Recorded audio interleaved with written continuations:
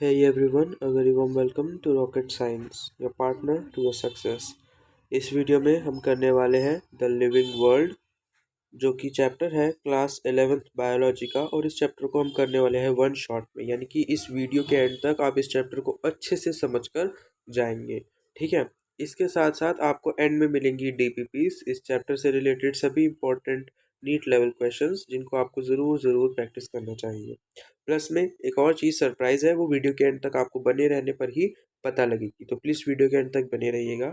If you like the video please like, if you eventually like the video को like भी कर जाइएगा। रंग बिरंगा बटन आता है यूट्यूब पर लाइक करने वाला, उसको दबा कर जाइएगा। नीचे रेड कलर का सब्सक्राइब का बटन होगा, उसको भी दबा कर जाइएगा। साथ में छोटी सी घंटी जैसा बेल आइकन बना है, उसको भी दबा कर जाइएगा। Fine. So with it let's start our chapter. So first topic जो है इस चैप्टर का वो है प्रॉपर्टीज ऑफ लिविंग ऑर्गेनिजम्स, यानी कि जो लिविंग ऑर्गेनिजम्स है उनकी क्या क्या प्रॉपर्टीज होती है। ठीक है। तो जो first property we have to discuss is growth, कि जो लिविंग ऑर्गेनिजम्स यूजुअली ग्रो करते हैं। वेरी कॉमन चीज़ है ये कि हाँ, लिविंग ऑर्गेनिजम्स ग्रो करते हैं, बट क्या सभी लिविंग ऑर्गेनिजम्स ग्रो करते हैं या सिर्फ लिविंग ऑर्गेनिज्म ही ग्रो करते हैं? इसके बारे में कुछ थोड़ी सी चर्चा करेंगे इस चैप्टर के अंदर। It is the increase in number and mass of cells by cell division, यानी कि जो सेल है उसके नंबर बढ़ जाते हैं। जैसे कि ये एक सेल है और ये माइटोसिस करता है, तो ये दो डॉटर सेल्स में कन्वर्ट हो जाता है या डिवाइड हो जाता है, तो ये नंबर में बड़ा हो रहा है।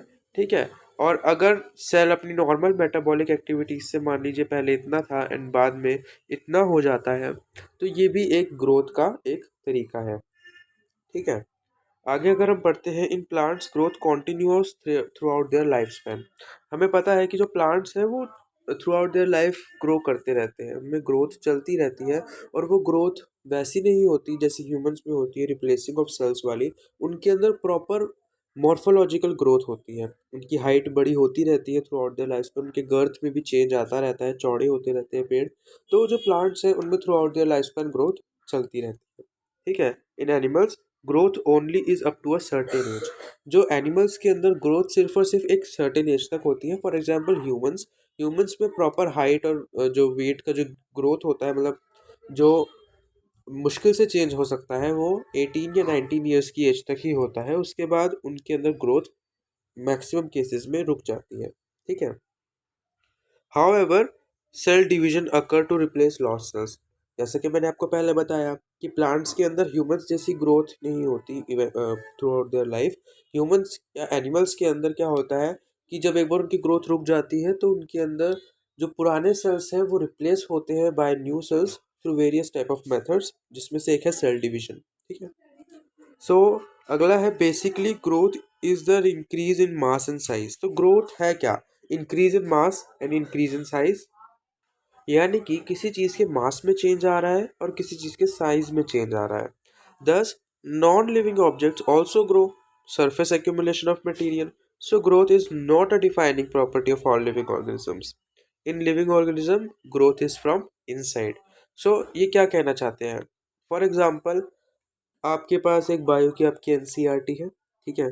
वो एनसीईआरटी आपने पूरे साल नहीं पढ़ी, अब आपको पता लग रहा है आपके एग्जाम्स आने वाले हो, गॉड नीट आने वाला है, तो फटाफट पढ़ना है, बुक खोलो एंड आप इस वन शॉट वीडियो को देखने के लिए बुक लेकर आ रहे हैं। अब आप बुक जब देखने जाते हैं अपनी शेल्फ पे, तो उस बुक में बहुत मिट्टी जम गई है। ठीक है। यानी कि उस बुक पे एक्यूमुलेशन ऑफ सॉइल हो चुका है, सॉइल या डस्ट। ठीक है। तो उस एक्यूमुलेशन की वजह से उस बुक का साइज, मतलब इतना तो नहीं बढ़ गया होगा, थोड़ा बढ़ गया होगा, हल्का सा, बहुत छोटा सा, पर वो बढ़ गया है, तो वो भी एक तरीके की ग्रोथ हुई। ऐसे ही जो माउंटेन्स होते हैं, जैसे कि मान लेते हैं ये आपका पहले एक माउंटेन था। ठीक है। इस पे बहुत सारा स्नोफॉल हो गया, तो ये स्नोफॉल की वजह से ये माउंटेन इतना बड़ा हो गया। ठीक है। तो क्या ये माउंटेन की हाइट बढ़ गई, इसमें ग्रोथ हो गई, तो क्या ये माउंटेन लिविंग हो गया या आपके वो बायो की बुक लिविंग हो गई? नहीं। तो जो ग्रोथ होती है वो नॉन लिविंग ऑब्जेक्ट्स में भी होती है, पर वो जो ग्रोथ होती है वो आउटसाइड से होती है। ये एक इम्पॉर्टेंट लाइन है जो यहाँ लिखी हुई है, in living organism growth is from inside. तो हम कह सकते हैं कि जो ग्रोथ है वो डिफाइनिंग प्रॉपर्टी नहीं है लिविंग ऑर्गेनिज्म की, but internal growth is the defining property of living organism. Fine. So जो नेक्स्ट है हमारे पास वो है रिप्रोडक्शन। सेकेंड हमारे पास जो है, इसके बारे में हम प्रॉपर्टी वो है रिप्रोडक्शन। तो हमने पता है कि मैक्सिमम लिविंग ऑर्गेनिजम्स रिप्रोड्यूस करते हैं, ठीक है। तो in the production of progeny having features similar to those of parents, ठीक है। रिप्रोडक्शन एक वो प्रोसेस है जिसमें पेरेंट्स अपने जैसे ही बच्चों को जन्म देते हैं, ठीक है। Organisms reproduce asexually and sexually, हमें इसके बारे में पता है, हम 10th क्लास में पढ़ कर आए हैं। In unicellular organism growth and reproduction are same because they reproduce by cell division. Unicellular organisms में ग्रोथ और रिप्रोडक्शन एक जैसी होती है बिकॉज वो सेल डिवीजन से ही रिप्रोडक्शन करते हैं, ठीक है। फॉर एग्जाम्पल आपका एक अमीबा है, ये एक अमीबा है, ठीक है। अब इसको ग्रोथ और रिप्रोडक्शन क्या है, ये सेल से डिवाइड करेगा दो डॉटर अमीबा में, ठीक है।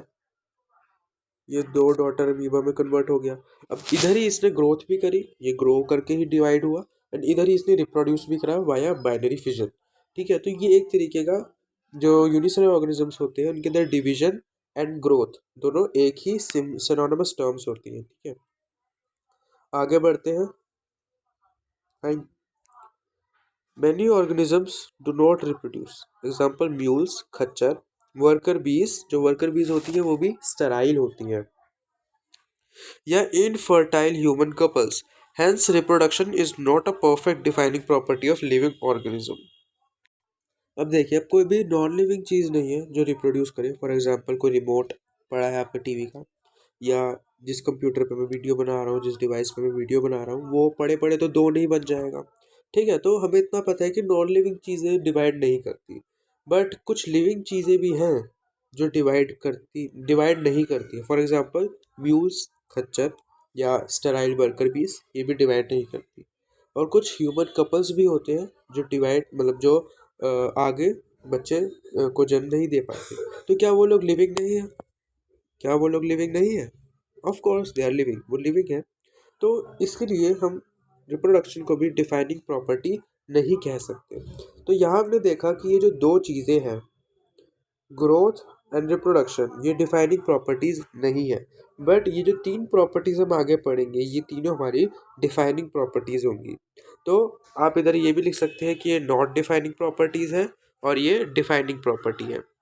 तो प्रॉपर्टीज ऑफ लिविंग ऑर्गेनिज्म में थर्ड और डिफाइनिंग प्रॉपर्टी में फर्स्ट है हमारा मेटाबॉलिज्म, ठीक है। मेटाबॉलिज्म का मतलब क्या होता है? सबसे पहले तो मेटाबॉलिज्म है जितने भी केमिकल रिएक्शंस आपकी बॉडी में हो रहे हैं, ठीक है, वो आपका मेटाबॉलिज्म है, ठीक है। चाहे वो डाइजेशन हो, एब्जॉर्प्शन हो, रेस्पिरेशन हो, वो सब कुछ आपका मेटाबॉलिज्म है।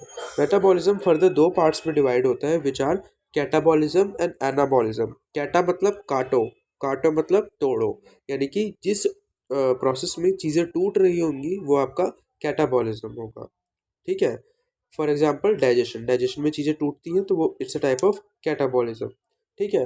अगर अगर हम दूसरा प्रोसेस देखें एनाबॉलिज्म, तो एनाबॉलिज्म में होता है उसका ऑपोजिट, यानी कि बनाना। जिस किसी प्रोसेस में कुछ ना कुछ बन रहा होगा वो आपका एनाबॉलिज्म है। फॉर एग्जाम्पल फोटोसिंथेसिस, जिसके अंदर हम ग्लूकोज बनाते हैं, it's a type of anabolism, ठीक है। तो हमने सबसे पहले इसकी डेफिनेशन तो देख ली मेटाबॉलिज्म की, that it's sum total of all biochemical reactions taking place inside a living system. It is a defining feature of all living organism.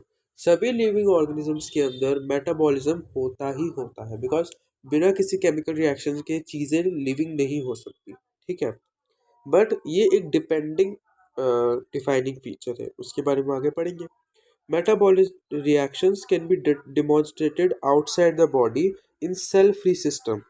Isolated metabolic reactions in vitro are not living things but are living reaction. अब मान लीजिए जो photosynthesis plant के अंदर हो रही है, हम उसको एक विट्रो के अंदर यानी कि एक टेस्ट ट्यूब के अंदर भी करवा सकते हैं बहुत इजीली। हम क्लोरोफिल उसमें डालकर और दूसरे पिगमेंट्स डाल के हम इजीली उसमें फोटोसिंथेसिस करवा सकते हैं। तो क्या वो जो टेस्ट ट्यूब है वो लिविंग बन गई? नहीं, वो टेस्ट ट्यूब ऑब्वियसली लिविंग नहीं है, ठीक है। तो जो ये रिएक्शन होती है ये इन विट्रो रिएक्शंस इनको बोला जाता है, ठीक है। तो इसमें जो आपका विट्रो है यानी कि आपकी जो बॉडी है वो लिविंग नहीं होती, बट ये इनको लिविंग रिएक्शन का नाम दे दिया जाता है। तो इधर से हमें एक और नया डिफाइनिंग फीचर मिलता है which is cellular organisation. Cellular organisation ये कहता है कि किसी भी मेटाबॉलिज्म को करवाने के लिए, यानी कि एक लिविंग बीइंग के अंदर मेटाबॉलिज्म होगा तो वो सेल के अंदर होना चाहिए, तभी उस बॉडी को लिविंग कहा जाएगा, ठीक है। Organisms are made up of one or more cell. Organism एक या एक से ज़्यादा सेल्स से बने हुए होते हैं। ये भी एक तरीके का डिफाइनिंग फीचर है लिविंग ऑर्गेनिज्म का, ठीक है।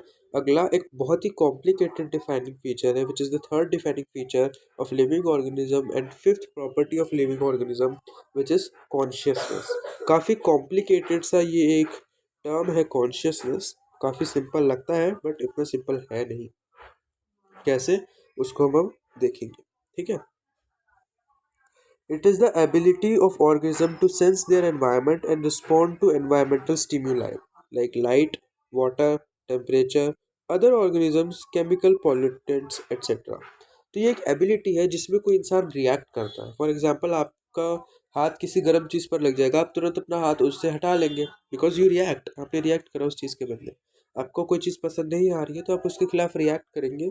मतलब अगर आपको लाइट से इरिटेशन है, आप लाइट बंद करने की कोशिश करेंगे। पानी से ठंड लग रही है तो आप पानी से बाहर निकलने की कोशिश करेंगे।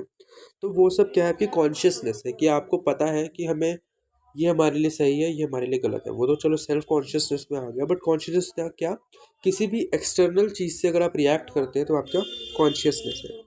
All organisms are aware of their surrounding. सभी ऑर्गेनिजम्स को अपनी सराउंडिंग के बारे में काफ़ी अच्छे से पता है कि वो किस कंडीशंस में सर्वाइव कर रहे हैं, किस कंडीशन में सर्वाइव कर सकते हैं। So it is the defining property of living organism. एक काफ़ी इंपॉर्टेंट लाइन जो एनसीईआरटी की है, जिस is human is the only organism having self consciousness. Human को अपने बारे में कॉन्शियस होता है ह्यूमन। आप हैं, आपको पता है कि आपको क्या अच्छा लगता है, क्या अच्छा नहीं लगता है, ठीक है। आपके सामने अगर कोई करेला रख दे और किसी दूसरे डिश में मैगी रख दे तो आप मैगी खाएंगे ऑब्वियसली। अगर कोई ज़्यादा अच्छा बच्चा नहीं होगा तो हम तो मैगी खाएंगे, ठीक है, मैगी खा लेंगे। बट अगर आप गाय के आगे आप मैगी रख दो या करेला रख दो तो वो दोनों ही खा लेगी, या सिर्फ करेला रख दो तो करेला भी खा लेगी। उसको टेस्ट का इतना कुछ नहीं पता, उसको अपने बारे में नहीं पता, सेल्फ कॉन्शियस नहीं है। तो वो तो सिर्फ और सिर्फ ह्यूमंस ही होते हैं जो सेल्फ कॉन्शियस होते हैं, ठीक है। तो इसी के साथ हमारा ये टॉपिक खत्म होता है। तो let's move to our next topic. तो हमारा नेक्स्ट टॉपिक है diversity in the living world. तो हम diversity in the living world को अब हम पढ़ेंगे, ठीक है।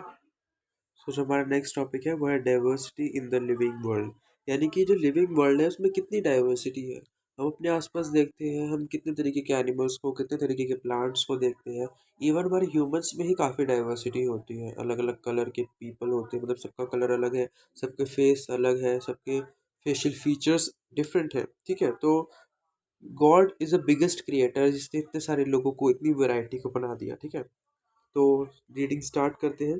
The number and types of organism present on earth refer to biodiversity. Biodiversity का मतलब क्या है कि जितने लोग, ठीक है, या जितने तरीके के ऑर्गेनिजम्स अर्थ पर रहते हैं वो हमारी बायोडाइवर्सिटी है। Number of species described is 1.7 to 1.8 million. यानी कि 17 लाख से 18 लाख जो ऑर्गेनिजम्स हैं वो आइडेंटिफाइड है अर्थ पर। So 17 lakh to 18 lakh organisms identified है हमारी अर्थ पर। बट इसमें एक इन्फॉर्मेशन जो मिसिंग है वो मैं आपको बता देता हूँ कि जो एस्टिमेटेड है कि कितने ऑर्गेनिजम्स हो सकते हैं वो है अप्रॉक्स 10 मिलियन। यानी कि आप समझ सकते हैं 1 करोड़ के आसपास ऑर्गेनिजम्स हमारी अर्थ पर हो सकते हैं, जिसमें से अभी सिर्फ 17 से 18 लाख ही डिस्कवर्ड है, यानी कि जिनके बारे में हमको पता है, ठीक है। अगला है taxonomy is a study of identification, classification and nomenclature of organism. अब टैक्सोनॉमी क्या है, identification, classification and nomenclature of organism. जब इसमें एक आप चीज़ याद रखो, देखो डिंक, ये डिंक का आप याद रखो, ठीक है। ये आप कई बार सीरियल वाइज पूछ लिया जाता है, ठीक है। तो ये है description, identification, nomenclature and classification, ये लाइन वाइज होता है। जैसे कि मान लो मुझे कोई ऑर्गेनिज्म मिल गया, ठीक है, तो सबसे पहले मैं क्या करूँगा, इसका डिस्क्रिप्शन करूँगा, लिखूंगा उसके बारे में कि हाँ इसमें टीथ ऐसे हैं, इसके ऑर्गन्स ऐसे हैं, ये सब ऐसा है, ठीक है। तो वो हमारा मेरा क्या इसमें आ जाएगा, डिस्क्रिप्शन में आ जाएगा, ठीक है। उसके बाद मैं दूसरे ऑर्गेनिजम्स उसको मतलब प्रॉपर आइडेंटिफाई करूँगा, ठीक है। उसको दूसरे ऑर्गेनिजम्स को देख कर उसको आइडेंटिफाई करूँगा कि किसके ज़्यादा पास में जा रहा है, ठीक है। कि ये मतलब ये कभी पहले डिस्कवर तो नहीं हो चुका है ऐसा कोई ऑर्गेनिज्म, तो उसके बारे में प्रॉपर करूँगा तो मेरा उसका आइडेंटिफिकेशन होगा, ठीक है। उसके बाद मैं करूँगा नॉमेनक्लेचर। जब मुझे पता लग जाएगा कि हाँ ये यूनिक ऑर्गेनिज्म है तो मैं उसका नॉमेनक्लेचर करूँगा। ठीक है, अगर वो एनिमल है तो ICZN के रूल्स के हिसाब से, अगर वो प्लांट है तो ICBN के रूल्स के हिसाब से, तो वो उसका नॉमेनक्लेचर हो जाएगा। नॉमेनक्लेचर के बाद उसको किस फाइला में डालना है, किस किंगडम में डालना है, ठीक है, तो फिर वो उसका क्लासिफिकेशन होगा। तो ये प्रोसेस होता है किसी भी ऑर्गेनिज्म को प्रॉपरली स्टडी करने का।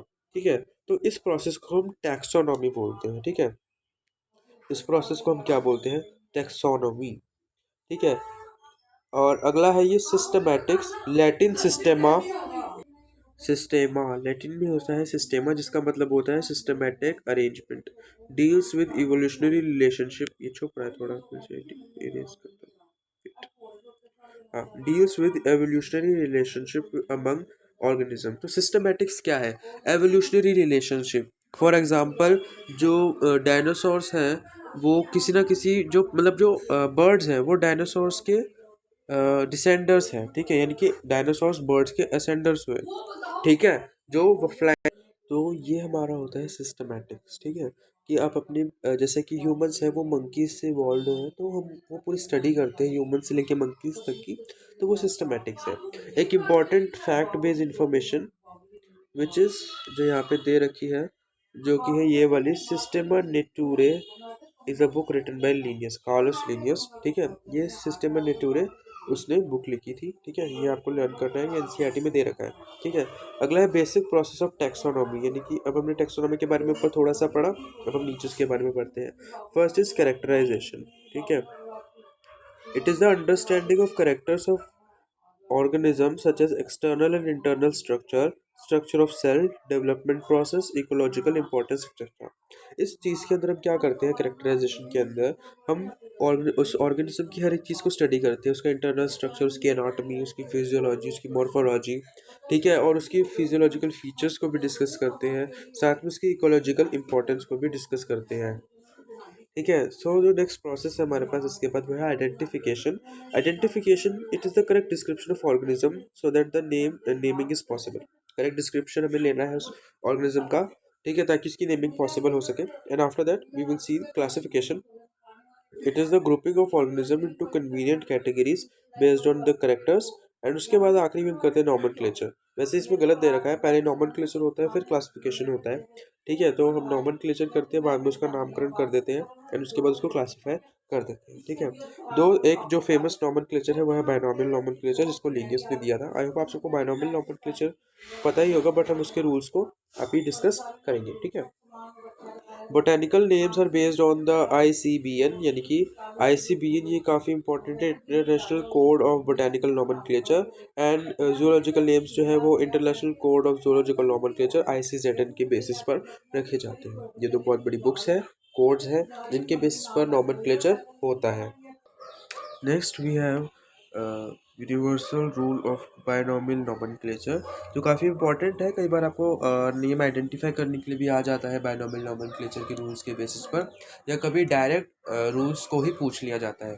ठीक है, तो सबसे पहला जो रूल है वो ये है, scientist name are in Latin और latinized are written in italics when hand written and underline separately.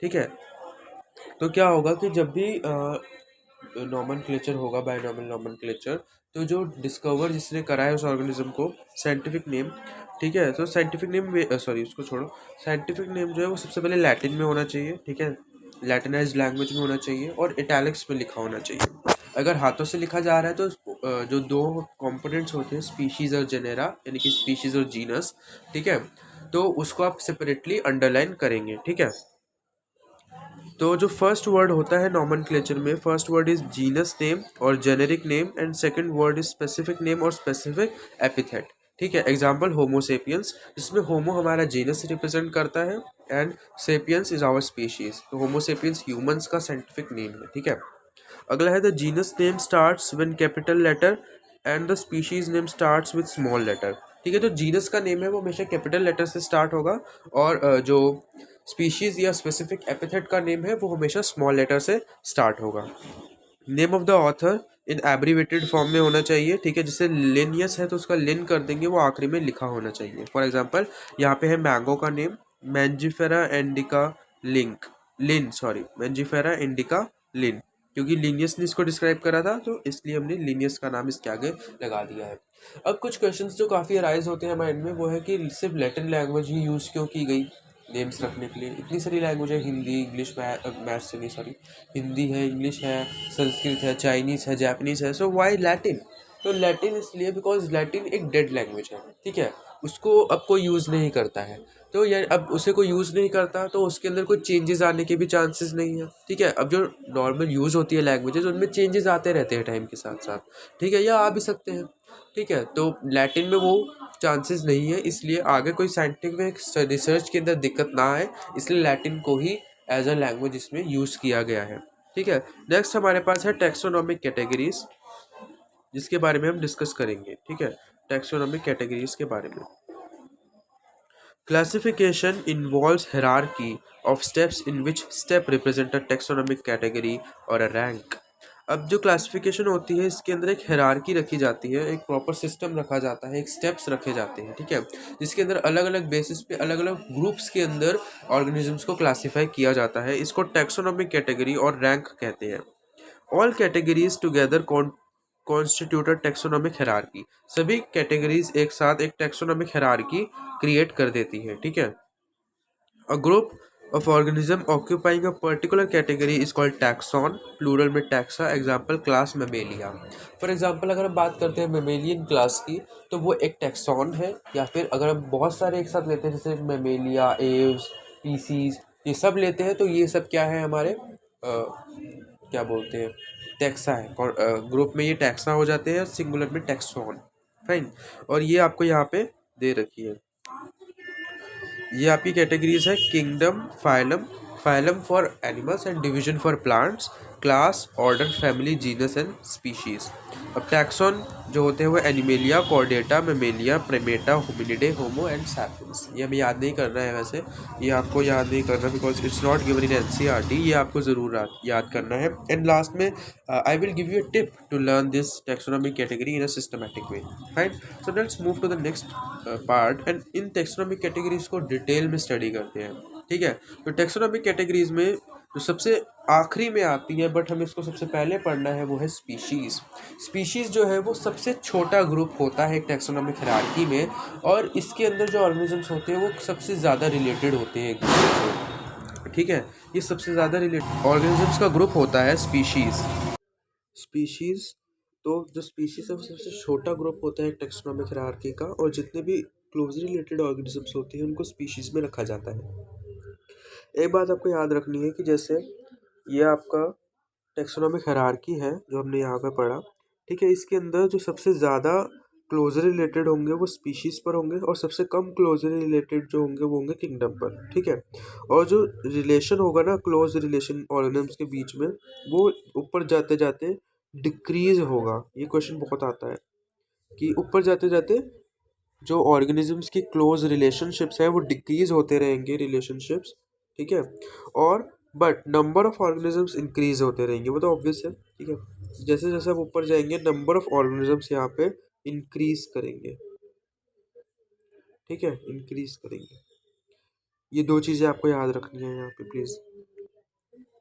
आगे देखते हैं स्पीशीज के बारे में।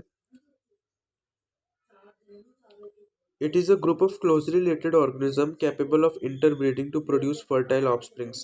एक इम्पॉर्टेंट चीज़, जो स्पीशीज़ के मेंबर्स होते हैं एक ही स्पीशीज़ के, वो एक दूसरे से इंटरेक्ट कर सकते हैं, इंटरब्रीड कर सकते हैं। अगर हम बात करें जीनस, फैमिली, ऑर्डर में से किसी की, जो इनके ऑर्गेनिजम्स आपस में इंटरब्रीड नहीं कर सकते, स्पीशीज़ के ऑर्गेनिजम्स काफ़ी क्लोजली रिलेटेड होते हैं तो ये आपस में इंटरब्रीड कर सकते हैं, ठीक है। ये लोएस्ट कैटेगरी होती है, और यहाँ पे कुछ जेनेटिक नेम और स्पेसिफिक एपिथेट्स दे रखे हैं, जैसे मैंगो का बेंजीफेरा इंडिका, पोटैटो का सोलैनम टुबेरसम, नाइट शेड का सोलैनम निग्रम, नाइट शेड मतलब धतूरा भी हो सकता है, धतूरा है ये, टोमेटो सोलैनम लाइकोपेरिस्कम, ब्रिंजल का सोलैनम मेलोगोनम मेलोगोना, लायन का पैंथेरा लियो, टाइगर का Panthera nigris, Panthera tigris, sorry my nigris, leopard का Panthera pardus, modern man homo sapien, ठीक है। मॉडर्न मैन इसलिए बिकॉज अर्ली मैन का नाम कुछ और होता था, जब नहीं पढ़ना। ठीक है, अगला है genus. It is the aggregate of close related species. अब जो स्पीशीज में भी ऑर्गेनिजम्स ज़्यादा रिलेटेड होते हैं एक दूसरे से, उनको हम जीनस या जेनेरा में डाल देते हैं। ठीक है, अब इधर आप देखिए, इधर नंबर ऑफ ऑर्गेनिजम्स तो बढ़ गए, क्लोज रिलेटेड स्पीशीज एक साथ आ गई, बट क्या उन दो क्लोजली रिलेटेड स्पीशीज में आपस में भी उतने ही मैचेबल कैरेक्टर्स होंगे जितने एक स्पीशीज में थे? नहीं। तो इधर जो कैरेक्टर्स थे वो डिक्रीज हो गए, but number of organisms increase हो गए। ठीक है, example potato, tomato and brinjal are species of same genus Solanum. Lion, leopard and tiger are species of genus Panthera. These genus differs from genus Felis. यानी कि जो cats है उनका genus और लायन, लेपर्ड और टाइगर्स का genus एक दूसरे से डिफरेंट होता है। ठीक है, जीनस, हाँ, डिफरेंट होता है ऑब्वियसली। जीनस के बाद आती है फैमिली की बारी। अब आप देखिए, जो क्लोजली रिलेटेड जीनस है उनको एक फैमिली में डाल दिया जाता है। It is a group of closely related genera या जीनस।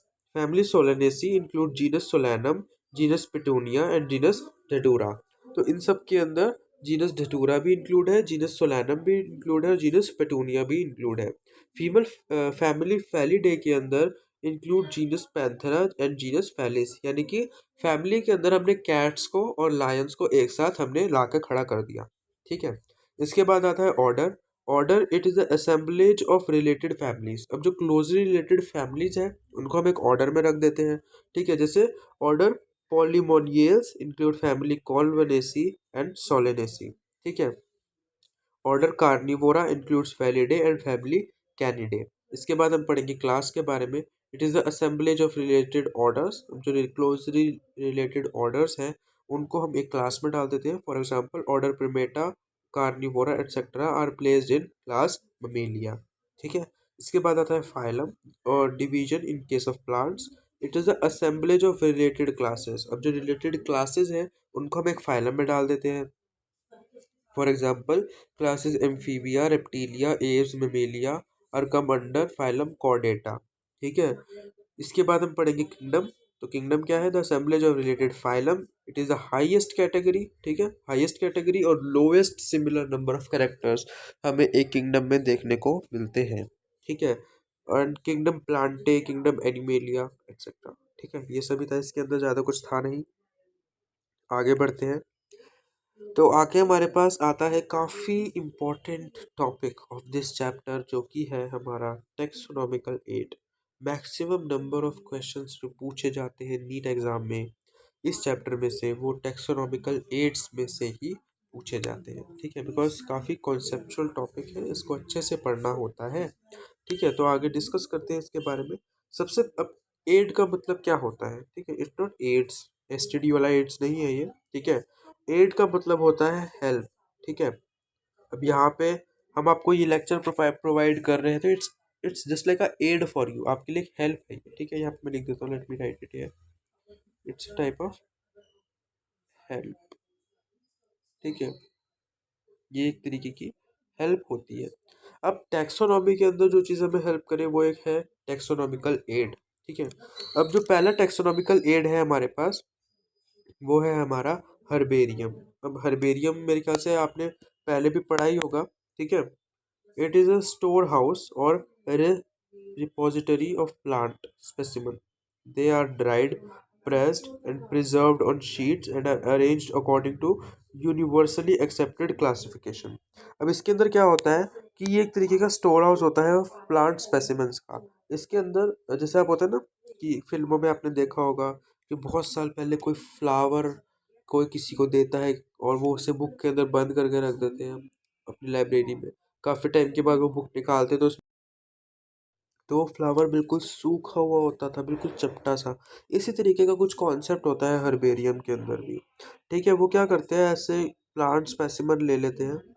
ठीक है, और उसको वो एक शीट के अंदर रख देते हैं और उसको प्रेस कर देते हैं। ठीक है, वो ये मान लीजिए शीट के अंदर हमने उसे रख दिया और उसको अच्छे से दबा देते हैं, सुखा देते हैं और वो बिल्कुल ड्राई हो जाता है। तो उस पर कोई मतलब माइक्रो ऑर्गेनिज्म का अटैक का भी वो नहीं रहता, इसलिए उसे ड्राई करते हैं विजुअली प्रिजर्वेशन के लिए। ठीक है, तो उसके बाद उसकी सारी इन्फॉर्मेशन को उसके अंदर लिख देते हैं, जैसे कब उसे मिला हमें और इसका जीनस क्या है, स्पेसिफिक क्या है, स्पेसिफिक एपिथेट क्या है, वो सब उसमें लिख देते हैं और उसके बाद उसको हम इजीली स्टडी कर सकते हैं। ठीक है, herbarium sheets Herbarium sheets are labeled with information about date and place of collection, English, local and botanical name, family, collector name, etc. ये सब उसमें लिखा हुआ होता है। ठीक है, ये आपको पता होना चाहिए। एक बार इस पर क्वेश्चन आया था कि इनमें से कौन सी चीज़ जो है वो हर्बेरियम शीट पर नहीं होती, तो उसमें एक ऑप्शन और था। मैं जब हम इसकी पीवाईक्यू की वीडियो लाएंगे तो उसमें ज़रूर वो क्वेश्चन लेकर आऊँगा। ठीक है, अगला जो क्वेश्चन है हमारे पास, सॉरी क्वेश्चन क्या आ गया था, अगला जो है हमारे पास वो है botanical garden. Have you ever went to Mughal garden? कोई दिल्ली का बच्चा हो तो प्लीज़ कमेंट में लिखना अगर आप मुगल गार्डन गए हो तो। अब तो उसका नाम चेंज कर दिया है, कोई नया नाम रखा है शायद, अमृत उद्यान रखा है शायद, मुझे इतनी इन्फॉर्मेशन नहीं है बट हाँ। तो वो भी एक तरीके का बोटेनिकल गार्डन है। ठीक है, उस बोटेनिकल गार्डन, उसे बोटेनिकल गार्डन अब हम क्यों कह रहे हैं, वो हमारे लिए तो घूमने की प्लेस है बट बोटेनिकल गार्डन है वो। ठीक है, बोटेनिकल गार्डन क्या होता है, it's just like a zoo of plants. ठीक है, प्लांट्स का जू होता है वो, वहाँ पे सभी प्लांट्स को रखा होता है, नीचे उनका नाम और सभी इंफॉर्मेशन के बारे में दे रखी होती है। तो यहाँ पे लिविंग स्पेसिमेंस होते हैं प्लांट्स के। ठीक है, तो जो बोटेनिकल गार्डन्स होते हैं these are specialized gardens having collection of living plants for reference and identification. Each plant is labelled with botanical name and family. Famous botanical gardens: Royal Botanical Garden, Kew, England; Indian botanical garden, Howrah, India, Howrah, Bengal में; at national botanical research institute, Lucknow. At क्यों लिखा है यहाँ पे मुझे पता नहीं, सिर्फ नेशनल है। National botanical research institute, Lucknow, India. तो दो इंडिया के, एक इंग्लैंड का, ये भी याद रखना। इससे भी एक पीवाईक्यू है जिसमें पूछ रखा है कि इनमें से कौन सा फेमस है। फेमस तो वैसे सारे ही होते हैं बट एनसीईआरटी है, वो अपने वाले ही मानते हैं, तो उसमें क्यू का ऑप्शन था इंग्लैंड वाले का, तो उसी पे आंसर माना गया था। ठीक है, अगला है बायोलॉजिकल म्यूजियम। तो म्यूजियम आपने अपने स्कूल्स में भी देखा होगा। ठीक है, यूजुअली स्कूल्स के अंदर भी म्यूजियम्स होते ही हैं। क्या हो रहा है यार, म्यूजियम्स होते हैं। ठीक है, it's a collection of preserved plants and animals for study and reference. तो इसके अंदर प्लांट्स और एनिमल्स दोनों होते हैं प्रिजर्व फॉर्म में, ताकि उनको यूज़ किया जा सके स्टडी रेफरेंसेस के लिए। एक म्यूजियम के अंदर specimens preserve in preservative solution container और jars. We also have the preserved dry specimens. ठीक है, हमें ड्राई स्पेसिमेंट्स भी मिलते हैं प्लांट्स और एनिमल्स के। Insects preserved in insect boxes after killing and pinning. तो ये भी आपको याद रखना है। एक बार ये जो फर्स्ट पॉइंट है और ये लास्ट पॉइंट है, ये आपको याद रखना है ज़रूर, बिकॉज इस पे क्वेश्चन आया हुआ है। ठीक है, अगला, ये लाइन कहाँ से आ गई बीच में। ठीक है, अगला जो हमारे पास टॉपिक है वो है, सॉरी वही हम पढ़ेंगे, stuffed large animals like birds and mammals. तो जैसे आपने देखा होगा, एक मॉडल पढ़ा होता है, बहुत कॉमन होता है साइंस लैब के अंदर, मंकी का। तो कई बार हमें लगता था कि वो ओरिजिनल मंकी है, बट बाद में पता चला it's just like a soft toy, उसके अंदर सारी कॉटन वॉटन भर रखी है। ठीक है, तो वो मंकी स्टडी के लिए, मॉर्फोलॉजिकल स्टडी के लिए उसको वहाँ रखा जाता है। मंकी का किसी भी ऑर्गेनिज्म को वहाँ रख सकते हैं। ठीक है, बेसिकली बड़े ऑर्गेनिजम्स को रखते हैं, जैसे कि बर्ड्स हो गए या मैमल्स हो गए। ठीक है, कलेक्शन ऑफ एनिमल स्केलेटन। आपने स्केलेटन देखा होगा अपने बायो लैब पे, तो आप इसे रिलेट कर सकते हो इजीली। अगला जो है वो है हमारा फेवरेट जू, यानी कि जूलॉजिकल पार्क। ठीक है, ये हमारा ओरिजिनल जू है। पहले हमने प्लांट का जू पढ़ा, अब हम ओरिजिनल वाला जू पढ़ रहे हैं जिसको हम देखना चाहते हैं। ठीक है, तो ये जू कुछ नहीं है, इसमें बहुत सिंपल हमें पता ही है, बिकॉज हम इसमें बहुत बार जा चुके हैं। लाइव वाइल्ड एनिमल्स का होता है ये। ठीक है, इसमें वो एनिमल्स रखे जाते हैं जो इजीली नहीं मिलते हैं, ताकि इनकी स्टडी को और आसान बनाया जा सके। एक्चुअली में जू होते तो स्टडीज़ के लिए है, बट पता नहीं क्यों उनको आगे एक टूरिस्ट प्लेस में कन्वर्ट कर दिया गया है, जिसमें लोग अपने एंटरटेनमेंट के लिए जाते हैं। यूजुअली जो जूस का मेन जो वो था ताकि उस पर स्टडी की जा सके वाइल्ड एनिमल्स के ऊपर बहुत इजीली। ठीक है, it helps to learn about the food habits and behaviour of animals, कि वो किस तरीके का खाना खाते हैं और उनका बिहेवियर कैसा होता है, उसको स्टडी करने में जूलॉजिकल पार्क्स हमारी बहुत हेल्प करते हैं। अगला एक काफ़ी इंपॉर्टेंट टेक्सोनॉमिकल एड जो है वो है की चाबी, वो वाली चाबी नहीं, और वैसे भी चाबी नहीं, की है, इंग्लिश वाली की है। ठीक है, इट्स अ एनालिटिकल मेथड। ये एक तरीके का एनालिटिकल मेथड है of identification of organism based on similarities and dissimilarities, कि वो सिमिलर है या डिसिमिलर है। तो इसके बारे में भी मैं आपको बताऊंगा, it's very interesting. It is based on contrasting characters, generally in pair, called couplet. Each couplet has two opposite options, or these only relevant options is accepted and other is rejected. Each statement in a key is called lead. ठीक है। तो की में क्या होता है कि जैसे मान लीजिए आपको कोई ऑर्गेनिज्म मिला, तो उसमें आपको बोलेगा कि इसके पास हॉर्न है या नहीं है। तो दो ऑप्शंस आपको वो दे देगा, ठीक है, कि इसके पास हॉर्न है तो इधर जाइए, हॉर्न नहीं है तो इधर जाइए। तो अगर उसके पास हॉर्न है तो आप इधर चले जाते हैं, ठीक है। आगे वो फर्दर आपको ऑप्शन दे देता है, ठीक है। इसके बाद वो आपको ऑप्शन दे देता है कि चलो इसके पास हॉर्न है ठीक है। अब इसके पास बताइए इसके अपेंडेजेस कितने हैं, दो है या चार है।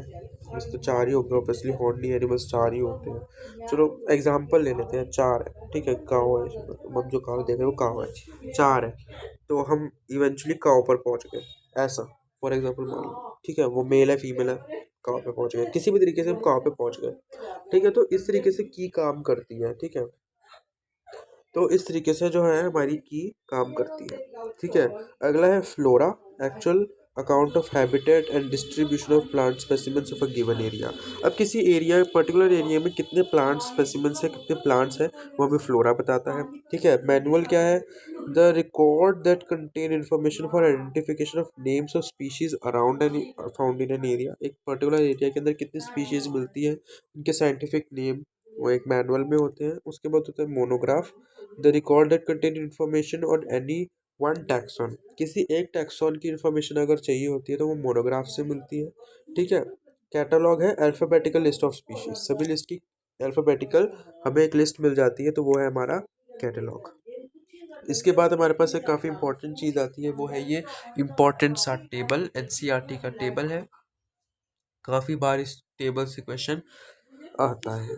ये आपको चारों के पूरे ये याद होने चाहिए, ठीक है। Biological name, species, genus, family, order, class, phylum and kingdom, ये आपको याद होना चाहिए, ठीक है। ये आपके लिए एक तरीके का होमवर्क है। प्लीज़ आप डिस्क्रिप्शन बोल रहा हूँ, उसमें बताइएगा कमेंट बॉक्स में कि आपने करा या नहीं ये सर होमवर्क, ठीक है। अब बारी आती है एक सरप्राइज की, वो है ये माइंड मैप। आखिरी में आपको यहाँ पे हमने फास्ट रिवीजन के लिए माइंड मैप भी दिया है, जिसको आप यूज़ कर सकते हैं अपनी रिवीजन के लिए।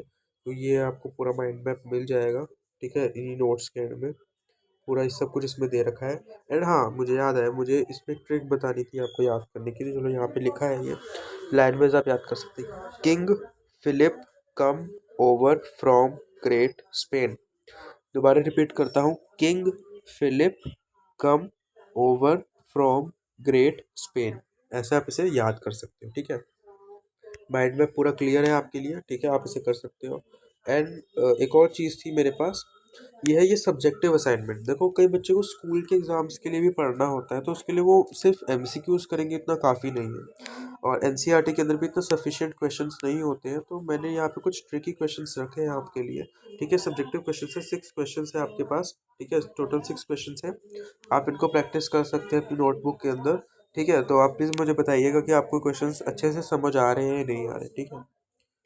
अगला है टीपीपी, जो आपको नोट्स के एंड में मिल जाएगी। नोट्स की लिंक आपको डिस्क्रिप्शन में मिलेगी, और आप डिस्क्रिप्शन में जाकर जब नोट्स डाउनलोड करेंगे तो नोट्स के एंड में देखिए यहाँ पे 9 of 12 है। तो आप जब आगे पेजेस पर जाएंगे तो आपको आगे एंड में आपको ये टीपीपी भी उसके साथ अटैच्ड मिल जाएगी। काफ़ी इंपॉर्टेंट क्वेश्चन है। मैंने आखिर में पीवाईक्यूज 3 पीवाईक्यूज भी डाले 2019 के, और ये काफ़ी मतलब कॉन्सेप्चुअल क्वेश्चन है जो आपको आने ही चाहिए, ठीक है।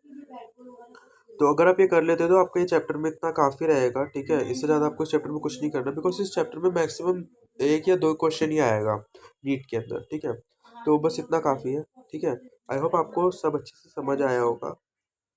अगर वीडियो अच्छी लगी हो तो अपने फ्रेंड्स को साथ शेयर ज़रूर कर देना, ठीक है। एंड आगे प्लीज़ इसको हमारे चैनल को सब्सक्राइब भी कर दो, ठीक है। लाइक वीडियो को लाइक भी कर देना, ठीक है। I hope, good bye everyone, have a nice day.